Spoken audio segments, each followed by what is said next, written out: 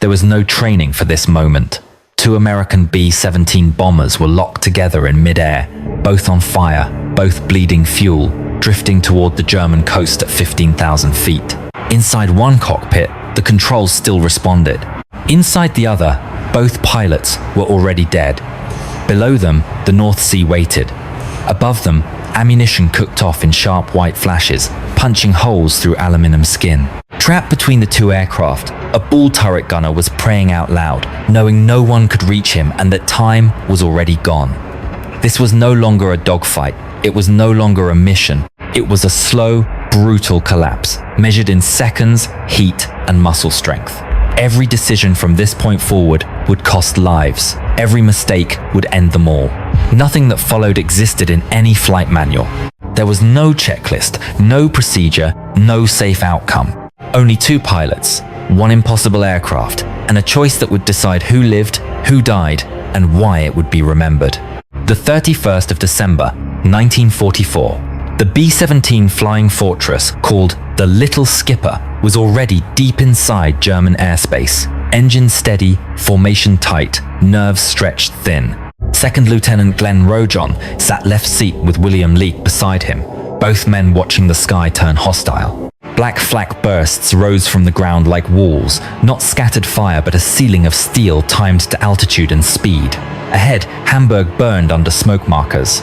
Around them, fortresses vanished in pieces, wings torn off, fuselages split, crews spilling into the cold. The order came anyway. Bomb bay doors opened.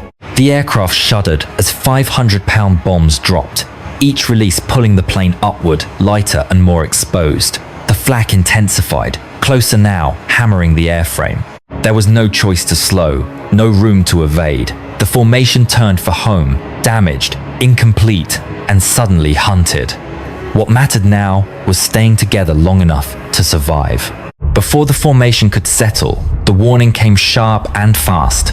Bandits, 11 o'clock high. Jet engines screamed past the fortresses as Me, 262 seconds slashed through the line, firing heavy cannons and vanishing before the gunners could track them. Contrails hung like scars in the winter sky. Then the prop fighters followed. Bf 109 seconds attacked head-on, forcing pilots to hold course while tracers stitched the air. W-190 seconds swarmed from the sides, punching holes through wings and engines. To Rojon's right, a battered fortress fell behind, smoke trailing. Its pilot called it in going down. The crew bailed out at 5,000 feet, parachutes snapping open just above the grey sea. For a moment, hope appeared when P-51 Mustangs tore in, driving the Germans away. The relief lasted seconds. The fighters peeled off to protect other bombers. The fortresses were alone again, slower now, bleeding fuel, and drifting toward open water with gaps in the formation the enemy would soon find. Nothing stood between them and the next attack wave. The next attack shattered the formation center. A Bf-109 came straight in and raked the lead. Fortress, 9 lives, with cannon fire. Bullets tore through the cockpit. Both pilots were killed instantly. No mayday call, no warning. Yet the aircraft did not fall. All 4 engines kept running, holding speed and altitude as if nothing had happened. To the crews behind, 9 lives looked alive, steady, leading them forward. Inside, the controls were locked by lifeless hands, the nose slowly creeping upward. The bomber climbed just enough to drift back into the path of the aircraft behind it. Rojon searched for the lead ship, trying to close the gap. He never saw it coming. Another crew shouted into the radio, screaming, a warning that arrived too late. The sky jolted without sound. Metal screamed. In one violent instant, 2 B-17 seconds became 1. The impact ripped through both aircraft like a collision with the ground. 9 lives slammed down onto the belly of the Little Skipper, its nose punching through aluminum skin, locking the 2 bombers together in a grinding shudder. The controls jerked. The throttles bucked. Rojon was thrown forward as the column fought back in his hands. Leake's knees smashed into the yoke as warning lights flared across the panel. For a split second, the fortress refused to answer at all. Then it did wrong. Heavy, sluggish. Behind them, metal twisted and shrieked as the weight of another airplane dragged them off balance. Fuel streamed. Fire licked along the wing route. The aircraft began to sink, not diving, not flying, just falling forward through cold air at 15,000 feet. Reports flooded the intercom systems alive, hydraulics strained, control barely holding. Rojon leaned out and looked back. Another B-17 was riding on top of them, engines burning, ammunition flashing. They were no longer a bomber.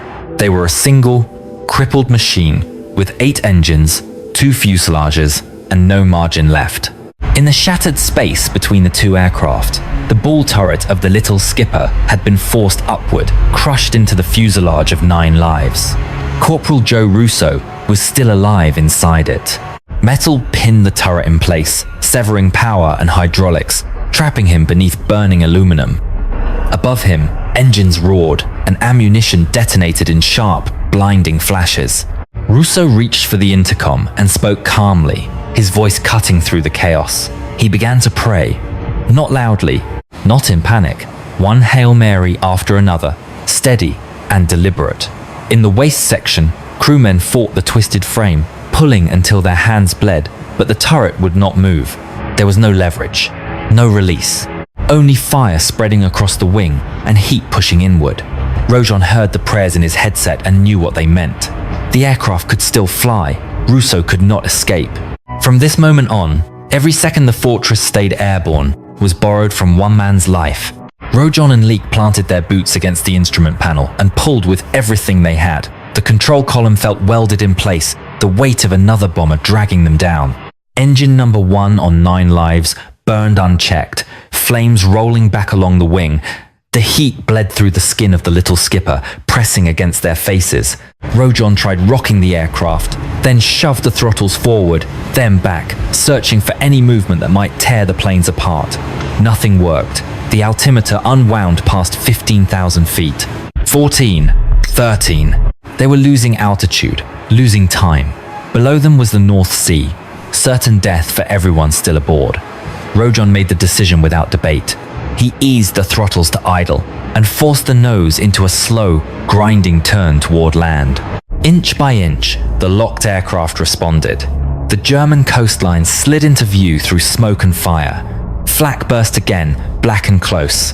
Ammunition cooked off in violent bursts around them. The aircraft shuddered, but it kept turning. Against every rule of flight, the impossible machine was coming home. The fire spread faster now, crawling across both wings as 50 caliber ammunition began detonating in violent pops, sending bullets tearing through open air. Rojon keyed the intercom and gave the order no pilot ever wants to give. Prepare to bail out. Jump from the tail. It was the only exit not already consumed by flame. In the waist section, 3 crewmen stayed behind, fighting the jammed turret with bare hands, knowing it would not move. Inside the plexiglass sphere, Joe Russo kept praying. His voice was steady, almost distant, filling the headsets of men who could do nothing but listen. One by one, the crew backed away from the heat, from Russo's voice, from the knowledge they were leaving him behind. They jumped through fire into empty sky. In the cockpit, Leek pulled off his helmet and unplugged his intercom. He would not listen anymore. Silence, he later said, was the only mercy left.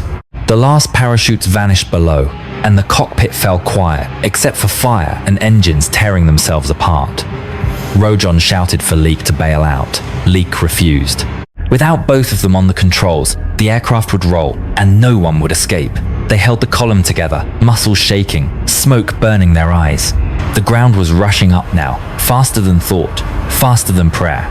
Rojon fought to keep the nose level while Leek braced the yoke with his knees and shoulders, forcing the locked bombers to fly straight for a few more seconds. This was no longer about survival. It was about control. About holding the machine steady long enough to deny chaos its final claim. The coastline flashed beneath them. A German officer below ordered his flak crews to stop firing. He could see what was coming. There was no need to add more death to what gravity was already preparing to finish. The ground filled the windshield in a blur of grey and brown. Rojon held the column with both hands and shouted for the aircraft to stay straight, his voice tearing apart under the noise. The pilots were praying now, not for survival, but for alignment, for one clean angle, one final second of control. The lower aircraft struck first. 9 lives hit the earth and detonated, the explosion punching upward like a hammer. The blast vaulted the little skipper back into the air, weightless for a heartbeat, before gravity reclaimed it. The bomber slammed down belly first, skidding across frozen ground. A wing sheared through a wooden structure, ripping the fuselage open and throwing the nose forward until metal finally stopped screaming. Then there was nothing. No engines, no fire, no voices.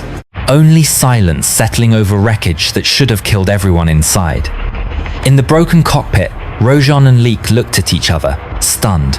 Against every rule of physics and war, they were still alive. Rojan and Leek crawled from the wreckage, through torn aluminum and leaking fuel, their bodies shaking more from shock than injury. Cuts and bruises were all they carried, an outcome no one would have believed possible minutes earlier. Smoke drifted low across the ground. Somewhere behind them, flames consumed what was left of 2 bombers fused into one grave. Leek reached for a cigarette on instinct, hands still trembling, when a rifle muzzle snapped into view inches from his face. A German soldier shouted and pointed at the gasoline pouring from the wing. One spark would end them all. They froze. The war, for them, had stopped mid-motion. They were alive, captured, and standing among wreckage that should not have spared a single soul. Survival did not feel like victory. It felt heavy, undeserved, and unbearably quiet. When the numbers were finally tallied, they felt unreal. 6 men survived from the little skipper. 4 survived from 9 lives. The rest were gone, burned, crushed, or lost to the sea and fire. No celebration followed the count. There was no sense of triumph, no relief that matched the cost. Rojan would later say the figures meant nothing to him. He remembered voices, not totals, faces, not statistics. One man praying in the dark while others lived because he could not escape. Survival, in the end, came with a weight no medal could lift and no report could explain. This story matters because it strips heroism of its noise. It reminds us that real leadership is not loud, not perfect, and rarely rewarded in the moment. It happens when responsibility outweighs fear, when staying is harder than leaving, and when the cost is fully understood. In a world that often celebrates speed, shortcuts, and self-preservation, this story is a warning and a lesson. The decisions that define us are usually made under pressure, without applause, and with consequences we must carry alone. If stories like this still matter to you, take a moment to like, share, and subscribe. These are the stories worth remembering and passing on.